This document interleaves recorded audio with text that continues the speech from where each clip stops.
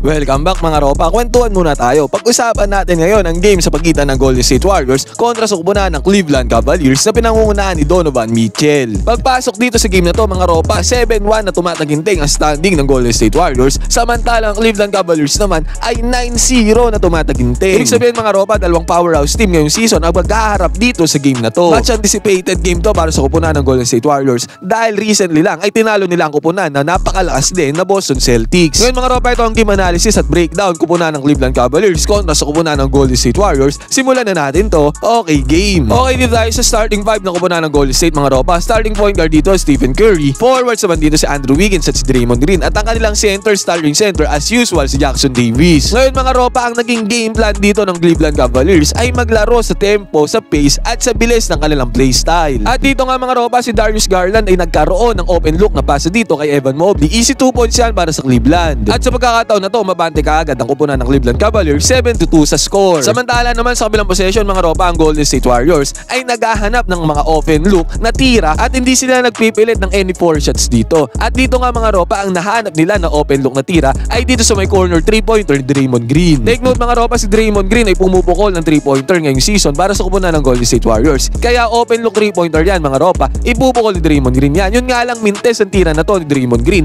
Basket is not good. Sa kabilang banda mga ropa, Darius Garland ulit may hawak dito ng bola para sa kupunan ng Cleveland Cavaliers. At sabi ko nga, ang naging main factor or ang ginawang game plan dito ng Cleveland Cavaliers ay bilisan yung tempo at pace ng laro para hindi makasabay ang kupunan ng Golden State Warriors dito. At dito nga tumira ng 3-pointer si Darius Garland. Basket is good ang 3-pointer na yan para kay Darius Garland. Ginugulat ng Cleveland Cavaliers ang depensa dito ng Golden State Warriors sa pamamagitan ng mabilis na laruan nila. Samantala sa kabila naman mga ropa, possessional ng Golden State Warriors. Dito hindi sila makasagot sa ginagawang offensive run ng kupunan ng Cleveland Cavaliers. Mintes ang tira dito ni Andrew Wiggins sa may 3-pointer, kaya again possession na naman ng Cleveland Cavaliers dun sa may kabila. At dito sa possession na to mga ropa, si Donovan Mitchell naman ang may hawak ng bola. Pansinin nyo dito yung high screen na sinet ni Jarrett Allen. At pansinin nyo din yung ginawa dito ni Donovan Mitchell na kunwari atake siya dito sa may right side, kaya si Jackson Davis mga ropa, humarang siya dito sa may right side. Pero it's a fake lang para kay Donovan Mitchell dahil sa kaliwa siya pupunta dyan. Ang tendency mga ropa, si Jackson Davis na iwan dun sa may depensa sa right side, kaya hindi siya naka-close out agad dito kay Donovan Mitchell. At take note mga ropa, ang bilis ginawa ni Donovan Mitchell yan, hindi siya nag-aksaya ng oras dito dahil ito nga ang gusto nila, bilisan ang laro para sa depensa ng Golden State. Ang tendency at outcome niyan mga ropa, dahil sa kabilang depensa dito si Jackson Davis, walang nag-close out dito kay Donovan Mitchell. Ang bilis ng galaw niya, ang bilis ng tira niya para sa open 3-pointer na to, at basket is good yan mga ropa. Sa pagkakataon na yan mga ropa, 13-2 ang score. 2 points pa lang in-score ng Golden State dito, 13 na agad sa Cleveland. Take note mga ropa, halos 3 minuto pa lang nakakalibas dyan sa game na yan pero 13 points agad ang meron ng Cleveland Cavaliers dito. Samantala sa kabilang banda mga ropa, ang Golden State Warriors, sinabi ko nga, hindi sila nagpipilit ng any 4 shot dito. At ang nahanap nga nila na open na tira dito mga ropa, again si Draymond Green na nakapwesto dito sa may corner 3-pointer. Dahil open yan mga ropa, hindi naman sasayangin ni Draymond Green ang pagkakataon na yan. Pinukol niya ulit ang corner 3-pointer dito, pero hindi talaga sila makasagot dito sa opensa na ginagawa ng Cleveland Cavaliers. Mintes ulit ang tira ni Draymond Green na yan sa mga 2 pagkakataon dito sa may corner. Basket is not good para kay Draymond. At dito sa possession na to ng Cleveland Cavaliers mga ropa, ang gandang play ang sinet up nila dito. Ang nagmahawak ng bola dito ay si Darius Garland. High screen ulit ni Evan Mobley dito, pick and roll play para sa kanila. At dahil walang bumabantay Evan Mobley dito mga ropa, napilitan mag-close out dito si Jackson Davis. Ang tendency rumol ngayon dito si Jarrett Allen at binasa na ni Evan Mobley. Pagharap ni Jackson Davis mga ropa, easy 2 points na para kay Jarrett Allen. Sinubukan pa nga ni Draymond Green dito na close out, pero huli na ang lahat para sa 2 points si Jarrett Allen. At another one mga ropa, sabi ko nga, binibilisan talaga ng Cleveland Cavaliers ang pace ng laro dito against sa Golden State Warriors. Pansinin nyo, 4 seconds pa lang sa shot clock ang nagagamit nila dito, pero pumukol agad dito si Darius Garland na another 3-pointer. Ang layong 3-pointer niyan mga ropa, hindi pa nakaka-set up dyan ang depensa ng Golden State, pero pinukol niya agad. Again, long range bomb para kay Darius Garland. Basket is good para sa kanya. At buti na lang mga ropa, nabanlian na ng malamig na tubig dito ang kupunan ng Golden State Warriors dahil sa wakas nakakuha na rin sila ng 3-pointer dito galing kay Andrew Wiggins. Akala ko mga ropa, mapapako na talaga sa 2 na score ang kupunan ng Golden State Warriors. Buti na lang nakapukol dito si Andrew Wiggins sa kanyang 3-pointer. Basket is good. At another one mga ropa, back-to-back possession yan. Again, Andrew Wiggins na naman ang tumirada dito.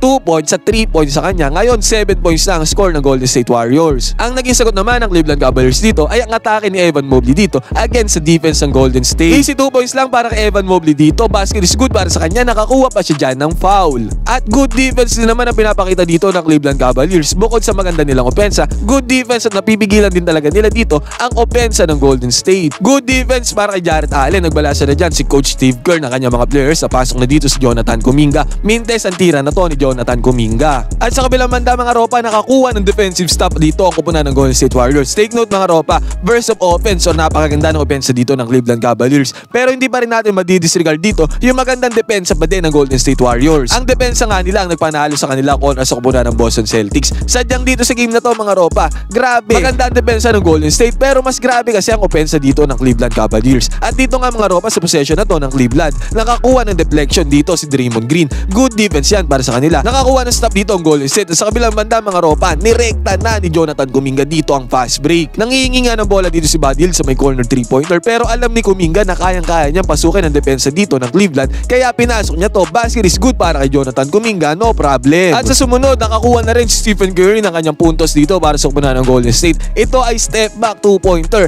against sa Cleveland Cavaliers. No problem, basket is good para kay Stephen Curry. At defense ulit ng Golden State Warriors mga ropa, nakakuha ng steal dito si Brandon Podziemski mula sa inside pasana ng Cleveland Cavaliers. At ang outcome nito mga ropa, again atake ni Jonathan Kuminga doon sa may ilalim. Easy 2 points para sa kanya, basket is good. Pero dito na sa pagkakataon na to mga ropa, binalasan na ng coach ng Cleveland Cavaliers sa kanyang mga players. Dito pumasok si Georges Niang at ang bumabantay sa kanya dito mga ropa ay si Kevon Looney. Dito sa dalawang sunod na possession na to mga ropa, naka 3-pointer itong si Niang kontra sa depensa ni Kevon Looney. Dito sa unang possession na to mga ropa, medyo pinabayaan ni Kevon Looney dito si Niang. 3-point shooter yan. Kaya ang tendency dito mga ropa, naiwan sa may 3-pointer si Georges Niang. Kaya pinukol niya yan. Easy 3 points para sa kanya, basket is good. At another one, nakapwesto na naman si Niang dito sa may 3-pointer. Yun nga lang mga ropa, naka-drop defense kasi si Kevon Looney sa kanya dito. At again, yun na naman ang naging problema dito ng Golden State Warriors. Nakapukol na naman si Niang dito ng another 3-pointer.